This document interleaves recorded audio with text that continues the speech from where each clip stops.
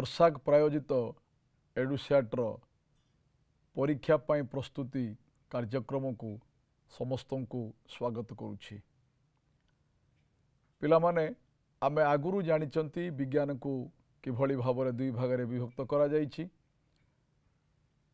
जे physical science एवं life science भौतिक विज्ञान एवं जीव विज्ञान। जीव विज्ञान रे 50 मार्कर प्रश्न पड़ो जो 50 मार्कर प्रश्न रु 25 मार्क होउछि ऑब्जेक्टिव जहाँ को मल्टीपल चॉइस क्वेश्चन बोली आमे कहउचंती। बाकी 25 मार्क होउछि सब्जेक्टिव। से सब्जेक्टिव 25 मार्क 4 मार्क क्वेश्चन रहिला 2टी, 3 मार्क क्वेश्चन 3टी एवं 2 मार्क क्वेश्चन 4टी। ए बाबद तुम माने विस्तृत भाव में जानिच किभली भाव में परीक्षा रे तुम माने अधिका नंबर रखिबो एवं किभली भाव में तुम परीक्षा पाई प्रस्तुत हबो एई संबंधी कार्यक्रम। जो कार्यक्रम रे आमे जनन संपर्क रे कोन करिबा ना पढ़िबा किभली भाव में जे जनन जो चैप्टर टी अच्छी से चैप्टर रु कौन कौन एक्सपेक्टेड क्वेश्चन हो पार परीक्षा रे एवं आमे से क्वेश्चन गुड़िकर उत्तर किभली भाव में लिखिबा से बाबद में पढ़िबा पूर्वरु आमे पर्टिकुलाली आज आमे उद्भिदर जनन संपर्क रे आमे कौन करिबा ना जानिबा। आमे ए बाबद में डिटेल्स पढ़ी सारिचंती। मु खाली तम मान को टिके मने पकई देबी क्वेश्चन को जीवा पूर्वरु। तेणु जो प्रक्रिया रे गोटे जीव ता निज भली आउ गोटे जीव सृष्टि करे से प्रक्रिया को आमे जनन प्रक्रिया बोली कहउछंती। जनन प्रक्रिया माध्यम रे गोटे जीव तार वंश रक्षा करने सहित तार वंश वृद्धि करिथाए। जो जनन प्रक्रिया संगठित होउची से जनन प्रक्रिया को आमे दुई भाग रे विभक्त करिसंती। अलिंगी जनन जहाँ को आमे कहउचंती एसेक्सुअल रिप्रोडक्शन, आउ गोटे होउची लिंगीय जनन। पुंग जुग्मक एवं स्त्री जुग्मकर मिलन न होइकी जो जनन प्रक्रिया संगठित होउची एवं नूतन जीव सृष्टि होउची ताकू आमे कहउचंती अलिंगी जनन। जो प्रक्रिया रे पुंग जुग्मक एवं स्त्री जुग्मकर मिलन होइकी नूतन जीव सृष्टि होउची से प्रक्रिया को आमे कहउचंती लिंगीय जनन। तेणु लिंगीय जनन जो संगठित होउची लिंगीय जनन संगठित हला बेले आम शरीर रे दुई प्रकार कौन करिचिना कोष अछि। गोटे होउची कायिक कोष बा तार अन्य ना होउची सोमिय कोष, आउ गोटे होउची जायक कोष बा ताकू आमे जनन कोष बोली कहिथांती। शरीरर विभिन्न अंश रे आमर कायिक कोष थाए। जो कायिक कोषर गुणसूत्र संख्या होउची जुग्म। प्रत्येक जीवर गुणसूत्र संख्या होउची पिला माने निर्दिष्ट। एई कायिक कोषर विभाजन द्वारा शरीरर वृद्धि मरामती एवं क्षत भरिबा कौन करे ना संभवपर ही थाए। गोटे जीव छोटरू जो बड़ होउची आमर जदि कौटी खंडिया खाबरा हो जाउची तार मरामती होउची जहाँ को क्षत भरिबा बोली आमे कौन करिचना कहउचंती ताहा संभवपर होउची से कायिक बा सोमिय कोष जोगु। जायक कोष बा जनन कोष पुरुषर शुक्राशय एवं स्त्रीर डिंबाशय रे ए कोष थाए। तार मध्य गुणसूत्र संख्या होउची जुग्म जे कौन करे 2n फॉर्म रे थाए। तार विभाजन होबा फल रे दुई प्रकार जुग्मक सृष्टि हुए। गोटे हेउची पुंगजुग्मक आउ गोटे हेउची स्त्री जुग्मक। कोष रो विभाजन होउची आमे जो कथा विचार को नौचंती जे शरीरर वृद्धि मरामती एवं क्षयपूरण कथा बा जुग्मक जो गठन होउची चायक कोषरु ए सबु कार्य गुड़िक संगठित करिवा पाई जीव कोषरे कोषर विभाजन हुए। जो विभाजन को आमे दुई भाग रे विभक्त करिसंती। सम विभाजन बा ताकू सूत्रायन बोली ताकू कहा जाए। से सम विभाजन कायिक कोष और आदिजायक कोशरे देखा मिले। समविभाजन कहवा अर्थ होची कौन? मातृकोशर गुणसूत्र संख्या जेतिकी अपत्य कोश जहाँ नुआ करी सृष्टि हुए तार गुणसूत्र मध्य सेतिकी थाए, संख्या समान थाए। तेणु ए प्रकार विभाजन को आमे कहंती समविभाजन। आउ एक प्रकार विभाजन होउची अर्ध विभाजन, जहाँ को आमे अर्धायन बोली कौन करिचन्ना कहउचंती। मातृकोशर गुणसूत्र संख्या जेतिकी अपत्य कोशरे गुणसूत्र संख्या तार अधा ही जाए, जहाँ जुग्म क सृष्टि रे कौन करे ना सहायक होता है। तेणु समविभाजन प्रक्रिया रे गोटे कोश दुईटी कोशरे परिणत होउथिला बेले अर्ध विभाजन प्रक्रिया रे गोटे कोशरु चारि गोटी कोश सृष्टि हुए, जो बाबदरे तम माने आगुरु पढ़ी सारिच। जो समविभाजन होउची से समविभाजन दुईटी पर्याय रे हुए। प्रथमे हुए नेष्टिर विभाजन, तापरे कोश जीवकर विभाजन। नेष्टिर जो विभाजन होउची ताहा एक जटिल प्रक्रिया, चारिटी पर्याय मध्य देई ताहा संगठित होता है। आद्यावस्था, मध्यावस्था, उत्तरावस्था एवं अंतिमावस्था। आमे समविभाजन डिटेल्स मुटिके तम मान को कहीदेवी, कहीदेले सहज हब तम मान को अर्ध विभाजन कथा को मन पकेवा पाई। समविभाजन ले जो आद्यावस्था अच्छी से आद्यावस्था रे क्रोमाटिन जालिका कौन करे ना दृश्यमान हुए। प्रत्येक गुणसूत्र अनुलंब भावे विभाजित हुई दुईटी एकक गुणसूत्र रे कौन करती ना परिणत होती। एवं सेमाने एकक सूत्र रे परिणत हेले मध्य सेमाने केंद्र ठारे कौन करती ना लागिकी थांती। केंद्रपिंड दुई भाग होइकि सेंट्रिओल दुई भाग रे विभक्त हुई दुई विपरीत मेरु आड़ को कौन करे ना गति करे। उद्भिद कोशरे तर्कुतंतु न थाए, से दुई मेरु को में तर्कुतंतु कौन करे ना गठन हुए। एवं नेष्टि झिल्ली एवं निन्यष्टि अदृश्य हो जाए, जो कथा आम माने आगुरु पढ़ी सारी। तापरे जीवा आमे मध्यावस्था कतिकी गुणसूत्र गुड़िक कोशर मध्य समतल भागरे रहंती। देख पिला माने पिक्चर रे सहजरे तमे कौन करिवो ताकू जानी परिवो। तर्कुतंतु वर्धित होइकि गुणसूत्रर केंद्र सहित कौन करे ना लागिकी थाए, यह हेउची मध्यावस्था। तापरे जीवा आमे उत्तरावस्था पाखकू। उत्तरावस्था रे गुणसूत्रर केंद्र विभाजित हुए। सबुठारु गुरुत्वपूर्ण होउची पिला माने एई पॉइंटटा, एई केंद्र विभाजित होबा फलरे एवं जेतेबेले दुई विपरीत मेरु आड़ को कौन करना गति करुचंती, गुणसूत्र संख्या कौन करना समान रोची, से कौन परिवर्तन घटुनी। तर्कुतंतु संकुचित होबा फलरे केतेक एकक सूत्र दुई विपरीत मेरु आड़ को कौन करती ना गति करती। दुई विपरीत मेरु आड़ को गति करी प्रत्येक एकक सूत्र से कोणाकार बा भी आकार कौन करे ना धारण करे। तापरे जीवा आमे अंतिम अवस्था पक्कू। अंतिम अवस्था को आद्यावस्थार आमे विपरीत बोली कौन करिबा ना कहि परिबा। अपत्य गुणसूत्र गुड़िक दुई विपरीत मेरुरे जमा होती। पिक्चर आमे देखि परिबा दुई विपरीत मेरुरे किभली भावरे कौन करिचन अपत्य गुणसूत्र जमा हिचंती। नेष्टि झिल्ली एवं निन्यष्टि जहाँ आद्यावस्था रे अदृश्य हो जाइतला ताहा एठी पुणी कौन करे ना सृष्टि हुए। गुणसूत्र गुड़िक आद्यावस्था भली पुणी कौन करिबा ना अस्पष्ट हो जिवो। आद्यावस्था रे अस्पष्ट गुणसूत्र गुड़िक स्पष्ट भाव में देखिया पाई मिलुथला, जहाँ अंतिम अवस्था रे देखिबा पाई मिलिबो नाही। ये गला जे किभली भाव में नेष्टिर विभाजन होउची। तापरे कोश जीवकर विभाजन।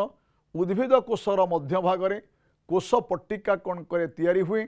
जमे देखुछ पिला माने किभली भाव में कोश पट्टिका कौन करिची ना तैयारी हिची। उद्भिद कोशरे कोश पट्टिका तैयारी हवा फल गोटे कोश दुईटी कोशरे परिणत होती। प्राणी कोशरे संकोचनी सूक्ष्मसूत्र सृष्टि होइकि एठी मातृकोश कौन करिची ना दुईटी कोशरे परिणत होती। एवं मातृकोश एवं अपत्य कोशर गुणसूत्र संख्या समान थिबारु ए प्रकार विभाजन को आमे समविभाजन बोली कहउछंती। तापरे जीवा आमे पिला माने अर्ध विभाजन पक्कू।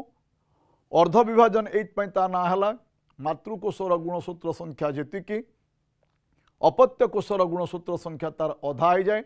दुईटी पर्यायर ये विभाजन प्रक्रिया संगठित हुए, प्रथम विभाजन एवं द्वितीय विभाजन। प्रथम विभाजन ले आमे जते बेले जीवा जे नेष्टिर विभाजन पखुकू सेतबेले आमे चाहा आद्यावस्था एक, मध्यावस्था एक, उत्तरावस्था एक, अंतिमावस्था एक, तापरे आमे जीवा कोठी ना आउ एक प्रकार विभाजन को जहाँ सम विभाजन सहित होउछि कोन ना समक्षक। से आद्यावस्था एक जटिल अवस्था, एक लंबा प्रावस्था जहाँ पांचटी उपावस्था को नहीं गठित होइछि, लेप्टोटीन, जाइगोटीन, पाचिटीन, डिप्लोटीन एंड डायाकाइनेसिस। ये पांचटा कथा को आमे जदि मन रखिदबा, बाकी मध्यावस्था एक, उत्तरावस्था एक, अंतिमावस्था एक, यह पूरा पूरी सम विभाजन सहित कौन करिछि ना समान अछि। आद्यावस्था जो लेप्टोटीन कथा आम विचार करूँ, गुणसूत्र गुड़िक जहाँ अस्पष्ट देखा जाउथिला ता स्पष्ट देखा जाए, अनुदर्घिक भावे संबंधीखंडित हुए गुणसूत्र, गुणसूत्र खंड द्वय एकक भावे कौन करती ना थांती। गुणसूत्र खंड पिला माने किभଳି भाବରେ कौन कर ना एकक ही रही, जहाँ सहजरे तुम मैंने कौन कर देखी पार्छ। जाइगोटीन पितामाता ठारू आसीथिबा सदृश गुणसूत्र गुड़िक सेमाने कौन करती लंब भाव में लागिकी रहती, जहाँ को आमे जुगल गुणसूत्र बा ताकू बाइभैलेंट बोली कहती। यही अवस्था को आमे आपुंजन बा सिनाप्सिस बोली कही थांती। तापरे जीवा आमे पाचिटीन पखुकू गुणसूत्र स्थूल एवं क्षुद्राकार हो जाए। प्रत्येक जुगल गुणसूत्र गोटे लेखाएं दुई दुई चारिटा चतु एकक सेमाने कौन करती ना परिणत होती, जहाँ को सहजरे तुम मैंने कौन कर ना देखी पार्छ। ठीक से भाया डिप्लोटीन केतेक बिंदु व्यतीत अन्य स्थान सदृश गुणसूत्र गुड़िक कौन करती ना अलगा हो जाती। मिलन स्थल गुड़ी को आमे कौन करती ना काजमा बोली कहती। ये मिलन स्थल को आमे कौन कर काजमा कहते। यही स्थान में एकक सूत्र मध्य अंश विनिमय द्वारा जीन आदान प्रदान हुए, जहाँ को आमे पारांतरण कहती, जहाँ परीक्षा सब बेले प्रश्न थाए। तापरे पिला माने डायाकाइनेसिस स्थूल वर्तुल एवं सुस्पष्ट हो जाए गुणसूत्र, निन्यष्टि एवं नेष्टि झिल्ली अदृश्य हो जाए। तापरे पिला माने मध्यावस्था एक, उत्तरावस्था एक, अंतिम अवस्था एक, सम विभाजन भली। तेणु गोटे कोष से दुईटी कोष परिणत है, जार गुणसूत्र संख्या अधा हो गला। पुणी एठी कौन कला सम विभाजन है। सम विभाजन हवा फल ये गोटे कोष अर्ध विभाजन प्रक्रिया द्वारा चारोटी कोषरे कौन करे ना परिणत हुए एवं प्रत्येकर गुणसूत्र संख्या कौन करे ना अधा थाए। जो जनन प्रक्रिया संगठित होची उद्भिद से जनन प्रक्रिया को दी भाग में विभक्त कले अलिंगी और लिंगीय। ता सहित आमे अलिंगी जनन रे आमे पढ़िवा अंगीय जनन एवं विशेष जनन, जहाँ को टिश्यू पोषण असमायित जनन जो बाबद तुम मैंने पढ़ी सारिच। उद्भिद जो जनन होची विभाजन, कलिकन, रेणुभवन एवं अंगीय जनन कौन करे हुए। अंगीय जनन रे आमे छेदन, विखंडन एवं जो कलमीकरण होची से बाबद आम माने जानिचंती। असमायित जनन समायन न होइकी डिंबाणुर वृद्धि घटिकी फल एवं भ्रूण जो सृष्टि होची कदली रे जो पिजुली रे ए असमायित फल कौन करे मंजी विहीन होता है। तापर टिश्यू पोषण उद्भिदर सर्वक्षम गुणधारी कोष गुड़िकरू नूतन उद्भिद कौन करे सृष्टि हुए। आमे से प्रकार कौन करिबा ताकू परिवेश जोगे दबा। पारेनकाइमा टिश्यू थिबा अंश को जीवाणुमुक्त पोषक माध्यम देकी आमे सेठी वृद्धि करैकी प्रतिरूपी उद्भिद कौन करिबा सृष्टि करिबा, जहाँ फल अनेक चारा आमे सृष्टि करिबारे सक्षम होउचंती। सपुष्पक उद्भिद रे लिंगीय जनन देखिबा मिलुची। सपुष्पक उद्भिद को आमे दी भाग में विभक्त करदेले, एकलिंगी फूल एवं द्विलिंगी फूल। एठी गोटे प्रकार लिंग पुंगलिंग किंबा स्त्रीलिंग देखा मिल। द्विलिंग रे उभय पुरुष एवं अंडीरा अंश एवं माई अंश देखा मिल। सपुष्पक उद्भिद रे जो लिंगीय जनन होची सेठी पराग संगम होची। से पराग संगम दी प्रकार, गोटे परपरागण गोटे स्वपरागण। से गछर उद्भिदर फूल से फूलर गछर फूलर परागरेणु डिंबाणु को समायन करे, बा से निर्दिष्ट फूलर परागरेणु डिंबाणु को समायन कले आमे ताकू स्वपरागण कहवा। आ गोटे हूँ परपरागण, विभिन्न माध्यम देकी गोटे गछर फूलर परागरेणु अन्य गछर डिंबाणु को समायन कले ताकू आमे कहउचंती परपरागण। सपुष्पक आवृतबीजी उद्भिदरे आमे किभली भावरे कौन करिसंती ना जनन प्रक्रिया संगठित होउची से बाबदरे आमे जानि सारिचंती। आमे खाली एठी गोटिए जिनस मन पकड़ दे पिला माने तम मान को भ्रूणाशय कथा जो भ्रूणाशय रे 8N 8टा न्यूक्लियस कथा मु मन पकड़ देबी। प्रथमे अछि डिंबकोश बा डिंबाणु ता साइड रे कौन कला जो दुईटा कोष रहला ताकू आमे कहले सहायक कोष। मझिरे अछि मेरुनेष्टि ता ऊपर को रहला प्रतिमुख कोशिका। ये अछि 3N ये 2N ये 3N मिसिकी 8N फॉर्म रे कौन करिछि ना रहिछि। सपुष्पक उद्भिदरे जो लिंगीय जनन होउछि गर्भशीर्ष रे परागरेणु पड़ला परे सेठी कौन करे ना अंकुरित हुए। परागनली गर्भ दंड भितर देकी भ्रूणाशय आड़े को जाए। परागरेणु सेठी कौन करे ना अंगीय कोष एवं जनन कोषर विभाजन दुईटी पुंगयुग्मक गोटे नलिनेष्टि सृष्टि हुए। दुईटी पुंगयुग्मक बीजरंध्र देकी से भ्रूणाशय भितर को कौन करिछि ना एठी पिला माने किभली भावरे भ्रूणाशय भितर को जाइछि जाइकी डिंबाणु सहित कौन करे ना गुटिकर समायन हुए। डिंबाणु सहित जोड़ा समायन है सेटा कौन करिवो ना बीजरे परिणत होबो। तापरे जो मेरुनेष्टि अछि से मेरुनेष्टि सहित आउ गोटे पुंगयुग्मक जाई कौन करिवो ना नेष्टि तार समायन करिवो जहाकू 3N जे कौन करे ना भ्रूण पोषरे ताहा परिणत हुए। ये पिला माने गला सपुष्पक उद्भिदरे लिंगीय जनन किभली भाव संगठित होउछि। आमे वर्तमान देखिबा सेतिरु कोन कोन प्रश्न आसि परिबो। प्रथमे जीवा आमे बहु विकल्प संभावित प्रश्नोत्तर पाखकू। आद्यावस्था आरंभ हेबार सूचना केउथिरु मिले ना क्रोमाटिन जालिका दृश्यमान। ए क्रोमाटिन जालिका दृश्यमान दुईटी क्रोमाटिन गठन नेष्टि झिल्ली अदृश्य निन्यष्टि अदृश्य। आद्यावस्था आरंभ होबार सूचना आमु कौन करिछि ना क्रोमाटिन जालिका दृश्यमान। प्रथमे आमे कौन करिबा ना सेठिकी जिबा तापरे आमे जिबा जे आद्यावस्थार केउ क्रमटी ठीक सेटा होउछि लेप्टोटिन जाइगोटिन पाचिटिन डिप्लोटिन एवं डायाकाइनेसिस। एई क्रमटी कौन करे ना ठीक ही थाए। तापरे पराग किंबा फलिका मातृकोषरु अर्ध विभाजन द्वारा केउटी कौन करे ना मातृकोषर अर्ध विभाजन हवा फल जुग्मक गठित होता है। पेनिसिलियम रे अलिंगी जननर एक को कौन कह जाए ना पेनिसिलियम रे जो रेणु सृष्टि हुए से रेणु होउछि अचल रेणु जहाँ कौन करे ना जाई पारे नहीं सहजरे जीवापाई से माध्यम दरकार करे। पुंगयुग्मकर केउटी सहित मिलन घटिकी भ्रूणपोष नेष्टि गठित हुए ताहा हेउछि आमर द्वितीयक नेष्टि जहाकू मेरुनेष्टि बोली कौन करा जाए ना कह जाए। केउटी फूलर अंश नुहे फलिका दलमंडल क्यालस वृत्तिमंडल काल जो क्यालस फूलर अंश नुहे। केउ उक्तिटी ठीक चल रेणु पाई शुष्क परिवेश उपयुक्त। पाइथियम रे कलिकन देखा जाए स्पाइरोगाइरार बहु विभाजन होता है। चल रेणु द्वारा पेनिसिलियम कौन करे ना वंश विस्तार करे। चल रेणु पाई ना पाइथियम रे जो स्पाइरोगाइरा बहु विभाजन सेठी मध्य हुए। एई भली भावरे पिला माने आमे अनेक जिनस कौन करिवा जानि परिवा केउ उपावस्थारे आपुंजन हुए भल करके मन रखियो पिला माने डीपा डिप्लोटिन ले कौन करछि ना आपुंजन होउछि। केउ अवस्थारे गुणसूत्र कोणाकार बा भी आकार धारण करे ताहा हेउछि उत्तरावस्था। भ्रूणपोषरे साधारणतः गुणसूत्र संख्या केते ताहा हेउछि 3N।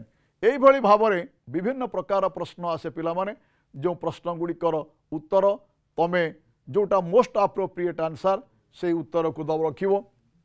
तापरे जीवा आमे पिला माने 4 मार्कर क्वेश्चन पक्कू 4टा पॉइंट लिखिले आमे कौन करबा ना 4 मार्क पाइबा। पराग संगम वा परागण कौन उद्भिदरे समायन प्रक्रिया किपरि संपादित हुए।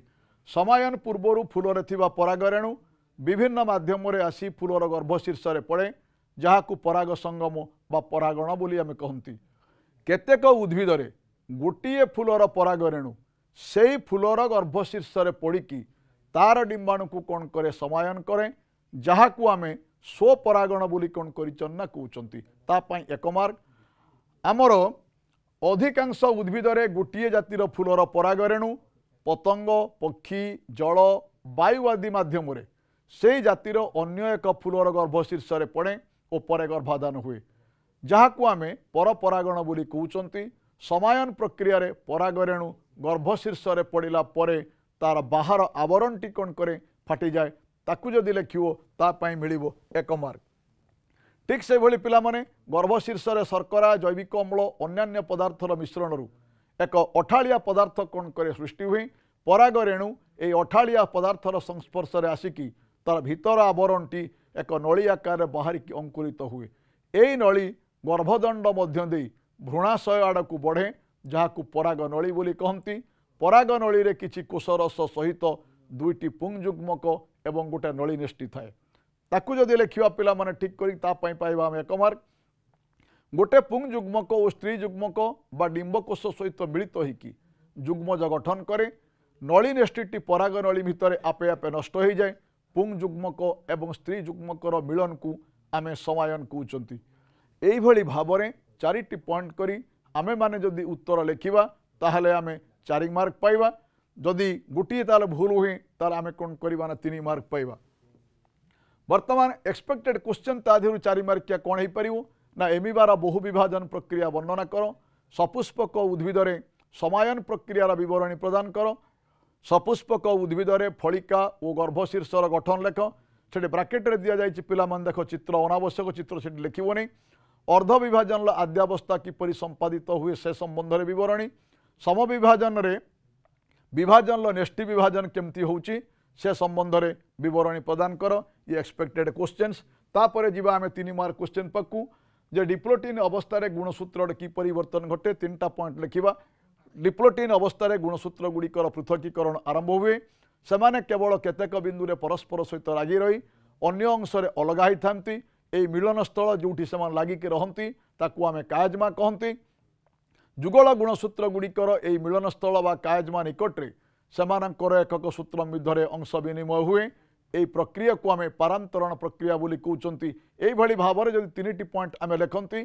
ताले आम मैंने कौन करवा ना 3 मार्क पाइबा तापर पिला माने नामांकित चित्र जो चित्र करवा एवं से चित्र कौन करवा को अंशटी कौन ताकू सूचेबा चित्र पई आमको मिलिबो 1 मार्क गोटे गोटे अंश पई मते अध मार्क मिलिबो 4टा अंश पई मते मिलिबो 2 मार्क यही भाव में मते 3 मार्क कौन करिवो ना मिलिवो नामांकित चित्र जोठी अछि तापरे जीवा मोर एक्सपेक्टेड क्वेश्चन पक्कू 3 मार्क करो टिश्यू पोषण कौन बुझाओ अर्ध विभाजन गुरुत्व लेख एमिबार बहु विभाजन वर्णना कर ए प्रकार विभाजन अन्य ना कौन से चित्र करवा ना चित्र अनावश्यक किंबा एमिबुला क्या कह जाए एमिबार बहु विभाजन अन्य नाम कौन गुटी कलमी क्या कह जाए यह किपरि एवं केउं गछरे करा जाए संख्या पर ताकू कौन करवा आम लिखा 3टा पॉइंट जदि कौन करवा लिखा आम ताल 3 मार्क पाइबा से भाया स्वपरागण और परपरागण क्या कहुए कोरकोद्गम क्या कहुए तार श्रेणी विभाग करके प्रत्येकर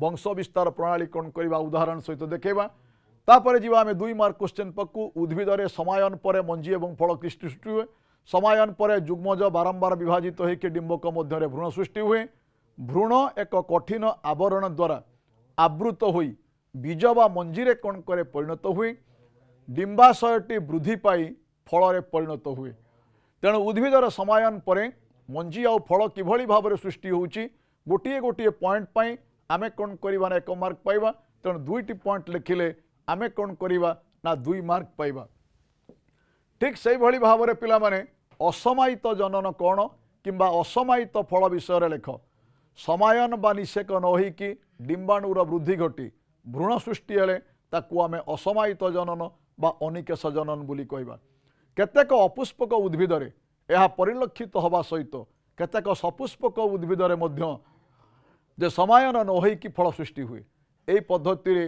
सृष्टि होउथिबा फल मंजी शून्य होता है यही फल को आमे असमायित फल बा मंजी विहीन फल बोली कहती आमे जो पिजुली खाउचंती कदली खाउचंती आमे जो अंगूर व्यवहार करुचंती सेथिरे कौन करचिना पिला माने मंजी नाही तापरे ए 2 मार्क क्वेश्चन कौन हो पार एक्सपेक्टेड क्वेश्चन एकलिंगी फूल और द्विलिंगी फूल मध्य प्रभेद पारांतरण कहले कौन बुझ रेणु भवन द्वारा उद्भिदरे वंश विस्तार किभली भाव में होता है समविभाजन मध्यावस्था गुणसूत्र गुड़िक किपरि अवस्थान करिथांती कोरकोद्गम प्रक्रिया कहले कौन बुझ यही भली भाव में पिला माने जे 2 मार्कर अनेक गुड़े प्रश्न हो पार से प्रश्न पाई तुम माने निजको कौन करिवो ना प्रस्तुत करिवो एवं प्रश्न लिखला बेले उत्तर लिखला बेले पॉइंट अनुसार तुम माने उत्तर लिखिवो आज तो समय हो जाइए कार्यक्रम को एठी रखी रहूची धन्यवाद।